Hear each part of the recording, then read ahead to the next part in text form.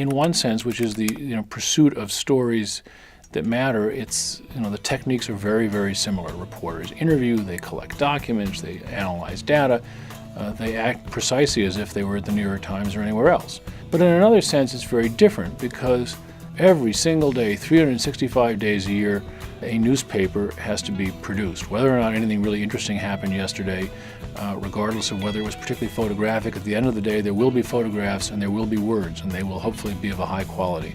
And that is a requirement that is quite wearing on the management and staff of a newspaper. It is this sort of daily publication.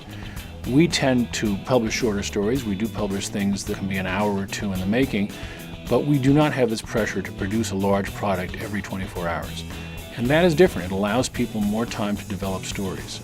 Reporters at ProPublica tend to be judged on the quality of their work and not so much the quantity. Since you're trying to make a difference, you want to find stories that are really, really powerful. And so in that sense, it's quite different. Also, because we're working with multiple partners, the reach of what we do is different. We have people who have worked in print their whole life who are now learning how to help produce a radio program.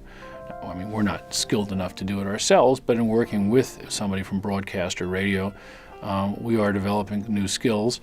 We publish on the web. That has caused people to have to develop, in some cases, a lot of different skills and think about things differently.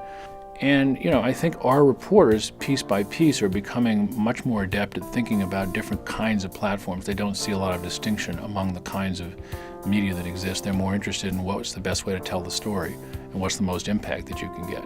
So in that sense, it's very different because your best shot is still in print, followed perhaps by a podcast or, a piece of multimedia, and your choices are, significantly more limited than our reporters would be.